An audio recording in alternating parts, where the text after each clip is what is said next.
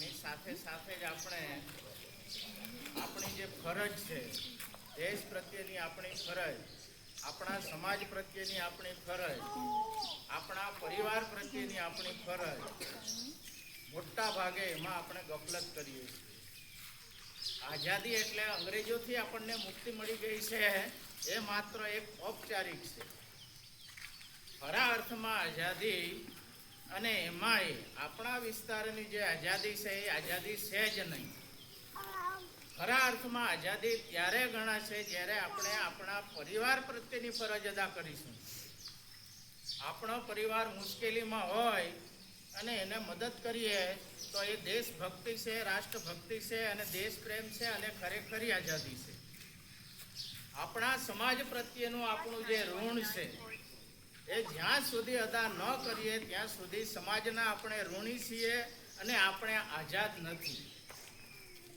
આપણો જે દેશ છે, દેશે આપણને જે આપેલું છે, દેશ માટે આપણે જે કરવું જોઈએ એ નથી કરતા. જો નથી કરતા એવું હોય તો આપણે ગુલામ જ છીએ એમ સમજી લેવું. એટલે આઝાદીની આપણે વાત કરીએ, હું તમને વાત કરું, અત્યારે 500 કિલોમીટર દૂરથી આવ્યો છું. મારે ગમે તે એક જગ્યાએ હાજરી આપવી જોઈએ, દર વર્ષે આપો જ છું. પણ ગામમાં એટલા માટે કે કેટલીક આપણામાં હજુ જે ખામી છે એ ખામીને આપણે દૂર કરવા માટે જે આપણે પ્રયત્ન કરવો જોઈએ આપણે કરતા નથી. ધ્વજવંદન કરી દઈએ, સેલ્યુટ મારી દઈએ, સલામ મારી દઈએ અને આપણી ફરજ પૂરી થઈ જાય છે, એ વાત તદ્દન ખોટી છે. આજે આપણે જોઈએ તો આપણે મહાત્મા ગાંધીજીને યાદ કરીએ છીએ, સરદાર વલ્લભભાઈ પટેલને યાદ કરીએ, જવાહરલાલ નહેરુને યાદ કરીએ, સુભાષચંદ્ર બોઝને યાદ કરીએ, ભગતસિંહને યાદ કરીએ. પણ આપણા જે પૂર્વજો છે, આદિવાસી ક્રાંતિકારી પૂર્વજો, કે જે ખરેખર આપણે આપણા વિસ્તારમાં લોકો જાણતા જ નથી.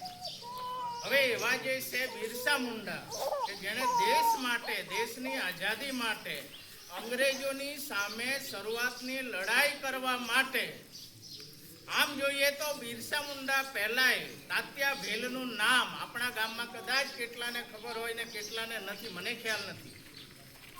આપણા વિસ્તારમાં ઘણી જગ્યાએ ઘણા લોકોને આ બાબતની ખબર નથી કે આપણા આદિવાસી ક્રાંતિકારીઓ અંગ્રેજોની સામે લડનાર, આર્યોની સામે લડનાર કોણ અને એવા આદિવાસી ક્રાંતિકારીઓ કોણ એ આપણે જાણતા નથી.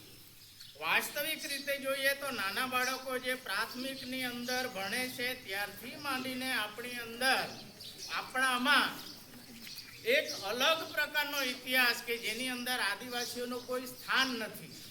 એવા આદિવાસીઓ, નેતાઓ, ક્રાંતિકારીઓને આપણે જે ઇતિહાસમાં સ્થાન મળવું જોઈએ નથી મળ્યું. વાસ્તવમાં આપણા માટે આ આઝાદી નથી, હજુ ગુલામી જ છે. મેં ગયા વર્ષે કે આગલા વર્ષે કીધું હતું, જ્યાં સુધી આપણે આપણા સરપંચની જે જો હુકમી હોય અથવા જે હજૂરી કરતા હોઈએ તો એમાં આપણે નીકળી જવું જોઈએ. આપણે આપણા વિધાનસભાની અંદર ચૂંટાયેલા જનપ્રતિનિધિની જે હજૂરી કરતા હોઈએ તો એમાંથી આપણે નીકળી જવાની જરૂર છે. આપણા વિસ્તારના જે સાંસદ ચૂંટાય છે એની જે હજૂરી કરતા હોઈએ તો એમાંથી નીકળી જવાની જરૂર નથી. આપણે ગુલામ, આઝાદ દેશના ગુલામ છીએ. આપણે આઝાદ દેશના ગુલામ છીએ. એટલા માટે ગુલામ છીએ કે આપણે આપણો મતદાન જે કરી દઈએ છીએ, આપણો મત જે આપી દઈએ છીએ, તે દિવસે આપણો પોતાનો હક અને અધિકાર આપણે ગુમાવી દઈએ છીએ.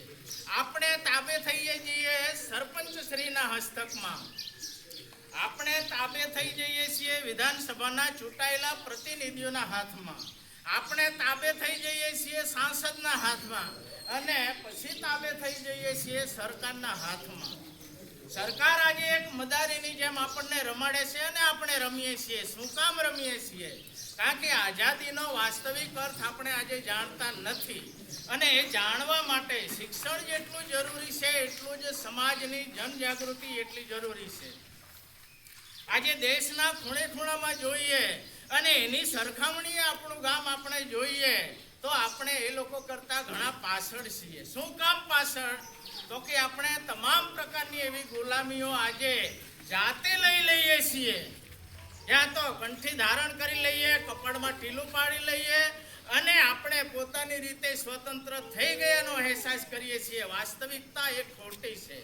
આપણે ક્યાંક ને ક્યાંક કોઈકના ને કોઈકના, જો આપણે આપણી પોતાની એક બાપ તરીકે દીકરાની ફરજ અદા કરશે તે દિવસે એ આઝાદી ખરા અર્થમાં ગણાશે. એક દીકરો પોતાના પરિવાર પ્રત્યેની ફરજ અદા કરશે તે દિવસે ખરા અર્થમાં આઝાદ ગણાશે. એક વ્યક્તિ પોતાના સમાજ અને દેશ પ્રત્યે, રાષ્ટ્ર પ્રત્યેનું પોતાનું જે ફરજ અને કર્તવ્ય છે એ અદા કરશે તે દિવસે વાસ્તવિક આઝાદી ગણાશે. પણ આપણે જે ઔપચારિક રીતે ઘેટાના બકરાના ટોળામાં જે રીતે ઘેટું કૂવામાં પડે અને પાછળથી ધબડાક બાકીના બધા જ ઘેટા પડે, આપણે તમામ આ રીતે ટેવાઈ ગયેલા છીએ. આમાંથી આજે મુક્તિની જરૂર છે. આજે દેશની અંદર જે વાસ્તવિકતા છે, જેન યુ એટલે કે યુવા વર્ગ, હવે યુવા વર્ગ એક પોતાની અલગ શક્તિથી આજે આગળ વધે છે. અને કદાચ ઇતિહાસ કે વર્તમાન સમાચાર આપણને ખ્યાલ ન હોય તો શિક્ષણ મંત્રીને જે રાજીનામું આપી દેવું પડ્યું, શું કામ આપી દેવું પડ્યું? તો કે દેશની અંદર જે કર્તવ્ય પરાયણતા જોઈએ, ફરજ નિષ્ઠા જે જોઈએ એ આજે નથી. આજે દેશની સંસદ મારા તમારા રૂપિયાના પૈસે ચાલે છે.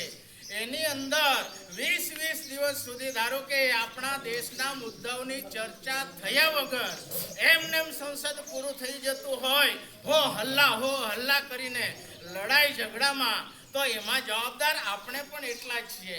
તો આ એક જવાબદારી પ્રત્યે આપણે સભાન થઈએ તો ખરેખરા અર્થમાં આ જ એક રાષ્ટ્રપ્રેમ ગણાશે એવી મારી પોતાની વ્યક્તિગત માન્યતા છે. અને એમાં જે કોઈને જ્યાં જે રીતે જરૂર પડે હું જાઉં છું અને જે કંઈક વાત રજૂ કરવી પડે છે એ કરું છું. પણ અપેક્ષા એટલી રાખું છું કે આપણી જે પોતાની ફરજ છે એના પ્રત્યે આપણે સભાન બનીએ. અંતમાં ફરી એકવાર આપણને જય હિન્દ, જય ભારત.